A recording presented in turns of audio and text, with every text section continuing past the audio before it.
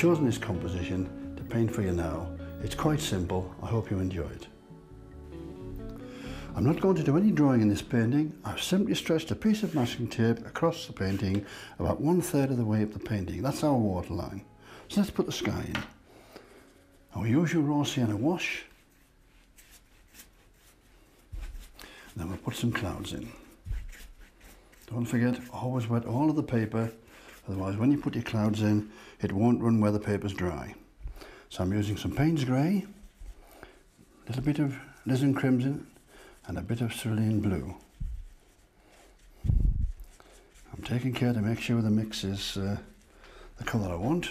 Now let's have a look. We'll put a bit of cloud in here like that, a bit across there, touch there, and a bit down here.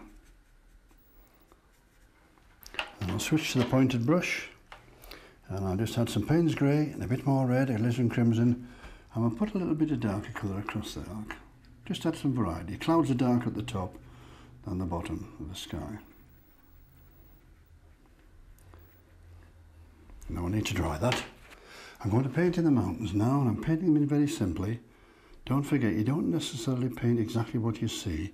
For example, the sky today is far too complex for you at this stage in your development, so I'm keeping it simple. So I painted in the mountain shape. Notice the brush strokes are following the profile of the mountain. And I'm going to just add a little bit of raw sienna at the bottom. I'm going to flick it up like that, look at a bit of colour, a bit of variety of colour, and then perhaps a little bit of green. Using the side of the brush like that. And then I'm just going to shape the peaks a little bit. Using a bit darker Payne's Grey, a little bit of red.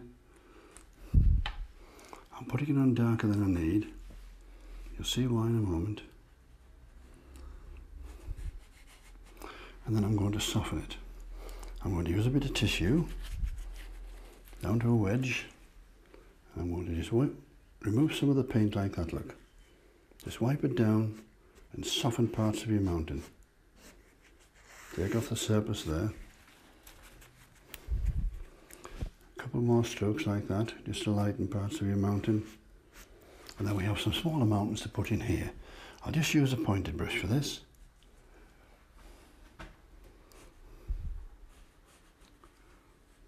Simple one there. There's another little peak over there. There's a smaller mountain in front of these two that I need to put in. It's quite green because there's some trees growing on it. So we're using a bit of Hooker's green, softened by a little bit of raw sienna.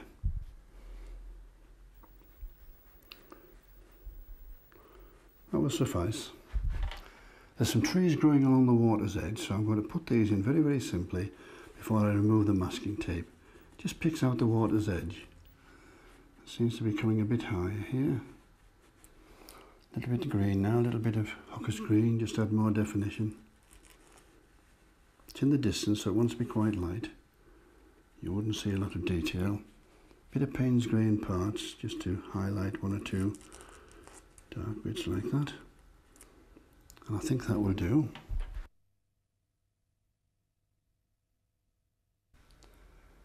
Time to remove the masking tape. Pull it out gently, and that achieves our waterline. Very, very simple, that. We need to put some land in now before we put the trees.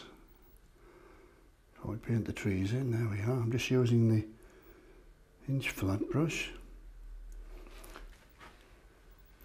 Highlight the edge like that, just to make it dance along like that, look, adding a bit of shape. I'm going to paint in some shoreline, and I'm going to do this with sweeps of the large brush. Just do that, look, using a bit of raw sienna. Then we need to add a bit of burnt sienna to the mix. And we do it again, add a bit more colour. And then we're going to add a bit of Payne's Grey to a bit of burnt sienna to give a nice dark colour, which is going to make it stand out like that, look. Just gently stroke it across the paper, look. See how easy it is? And I'm going to rinse the brush, take off the surplus colour, and I'm going to remove some of that paint like that. Very easy. And blend that in there. There's our shoreline. Now I need to dry that. I'm going to paint in the bank of trees here, but to stop the paint running over the land area, I'm going to position as normal my masking tape. Very useful tip, that is. And then we'll paint in the trees. And we'll just create a few lollipops and then we'll turn them into trees. Just stipple it in very, very simple like that.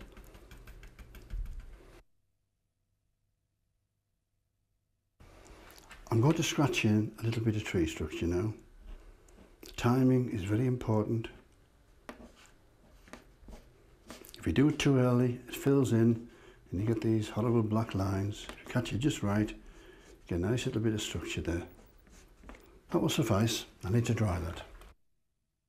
Yes. I'm going to remove the tape now. I'm going to remove the tape. And you notice I've changed the shape of the trees from the actual scene. I wanted to lead the eye into the painting. I wasn't happy with the shape of those trees. I'm using artistic license and I'm going to put a bit of shadow underneath there. Right. It's time for the water now. So we go paint the water in. We'll use a bit of Payne's Grey, a little bit of cerulean blue, just a touch of red.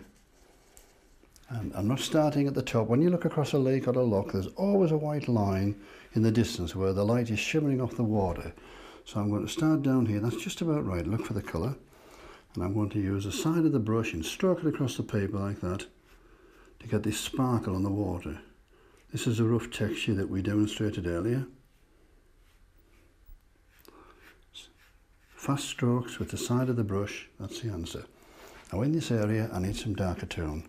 So some Payne's Grey with a touch of burnt sienna, and in here we'll put some darker colour. Again, using the side of the brush, just brings the painting to life. Just soften that there. Perhaps just a little bit more darker tone, that's better, that's what I'm looking for. A little bit across there, and I'll put just a little bit on that side there, just to balance the painting. See how I've got that sparkle across the water? And I'm just going to add one line from one side of the painting to the other, just to join the two sides together. Perhaps a little bit in there. I'm going to dry it now. We need some rocks in this area here to push the painting back. So using the 3/4 flat, I'll put a few rocks in. This is a stiff brush for oil painting, so I can use a corner to get the small rocks, or I can use the full width. I put a few on the sand areas like that, and then what we'll do is add a bit more Payne's Grey and we'll try and get some various shapes. We'll have a round one, we'll have a pointed one like that, and a slightly longer one there. And we need some shadow under those rocks. Very important, these little features. I'm just using my rigger now and I'm putting some shadow like that, very simply, and then I need to dry them. I'm using the water soluble crayon to add some light on the tops of those rocks. You simply draw it on like that, and then with a brush you can push the paint around. All these water soluble crayons are sticks of instant watercolour. So then we'll just use a little bit of red and we'll just push that white around like that, spread it over the rock. This is the most effective way I know of doing rocks. A little bit of darker tone on the left hand side, a bit of dark underneath. Rocks are something I usually take a lot of time with, putting a few cracks in here and there and so on. We just add a few sparkling white bits on now to finish them off. There we are, instant rocks. To complete the painting, I put a few clouds on this side which were missed out in the sky. I've added a bit of definition to the edge of the grass area. I've wiggled the rigger just to add a bit of texture shadow in the foreground, and I've added a little bit of raw sienna to add colour to the lake water. I purposely kept this painting very simple for you. I didn't aim to copy the scene exactly, but to demonstrate the techniques that we've covered up to now. Hope you enjoy painting it.